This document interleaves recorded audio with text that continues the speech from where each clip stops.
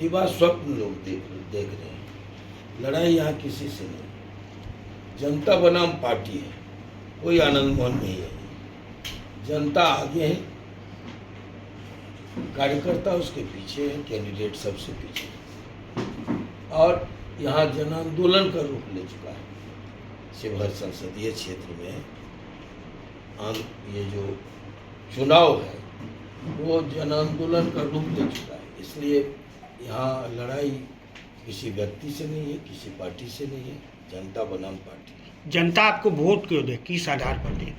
हमारे किरदार को जनता देख चुकी है। 2.25 साल में यहाँ था और 2.25 साल में आप जाइए लोगों के बीच, जन जन के बीच, और लोग मानते हैं कि भाई इस बार, तब जब मैं था अल्पकाल था मेरा, एक बार 11 महीना और एक बार 16 महीने।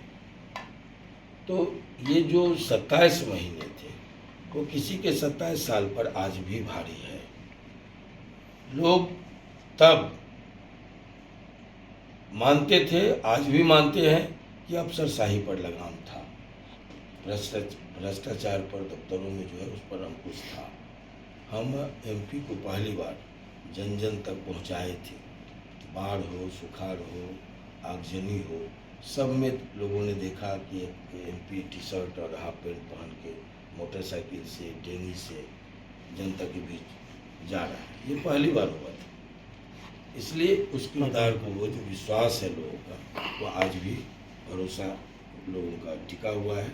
लवली आनंद से लोगों को वही होगी। जीतू जायसवाल हर एक जगह आपको दबंग दबंग कह के लड़ाई जाती है। दबंग होना कोई बुरी बात नहीं है। अब आप लोग बाहुबली भी कहते हैं, लेकिन ये नहीं कहते हैं कि आनंद मोहन की लिखी पुस्तक राजकमल जैसे हिंदी जगत का जो मानक प्रकाशन है वहाँ से छपी। ये नहीं कोई लिखता है कि आनंद मोहन की पहली पुस्तक संसद के ग्रंथागार में, जहाँ नामवर सिंह जैसे आलोचक जिस कमेटी के अध्यक्ष थे, स्वीकृत हुआ और उसकी शोभा बढ़ा रहा है संसद के ग्रंथागार की।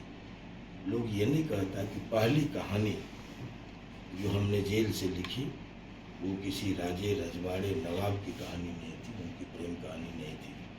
ये पर्वत पुरुष दशरथ माझी पर जो हमने लिखा वो CBSE में स्वीकृत हुआ और बच्चे उसको पढ़कर डिग्री हासिल करते हैं, डॉक्टर, इंजीनियर, IAS और IPS बनते हैं। ये भी कहना चाहिए लोग।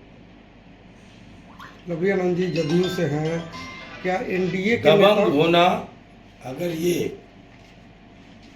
लुटेरों पर, अगर ये भ्रष्ट ऑफिसरों पर एक खौफ पैदा करे तो दबंग होना बेहतर है।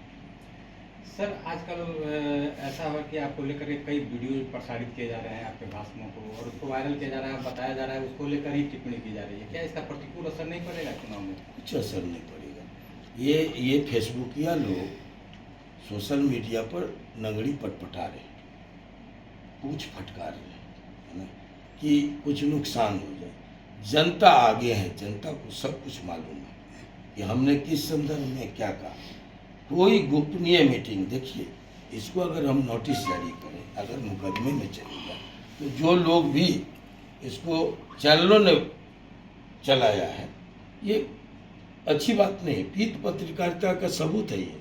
इसलिए मैं कह रहा हूँ कि मैं अगर आपको बुलाया हूँ पर्याप्त, तो यहाँ मैं जो कुछ बोलूँगा उसको आप छाप सकते हैं। लेकिन अगर कार्यकर्ता मीटिंग की बात 12 दिन के बाद निकलती है, आप तक जाती है, तो ये पहुंचाया गया है और ये काट छाट के पहुंचाया गया। मैंने कहा, मैं दोहरा रहा हूँ, हमने कहा कि गठबंधन एक धर्म है। गठबंधन धर्म में आपको JDU की सीट गया की कट गई और वहाँ लगा कि एडजस्टमेंट में जीतन राम मांझी जी को देने से प्रदेश भर में इसका मैसेज जाएगा, तो संदेश के लिए उनको दिया गया। उसी तरह काराकाट की सीट उपेंद्र कुशवाहा जी को दी गई, जो JDU की थी, सिटिंग सीट थी। और यहाँ की सीट किसने तय किया? ये आनंद मोहन के बस की बात तो नहीं थी।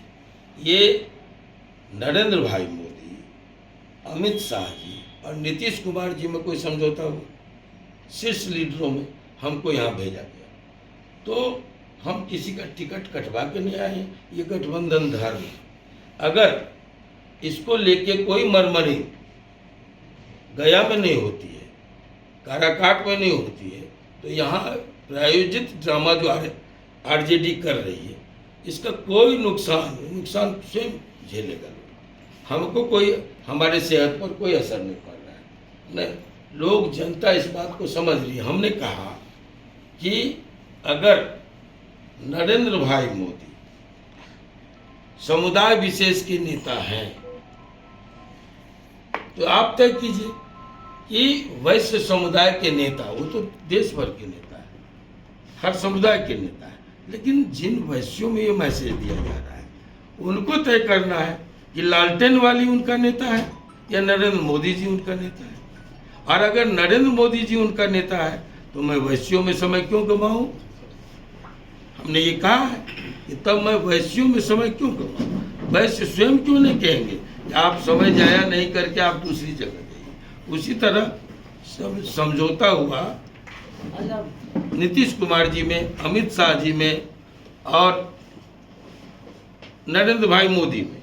तो अगर लवकुश समाज, पटेल समाज नीतीश कुमार जी को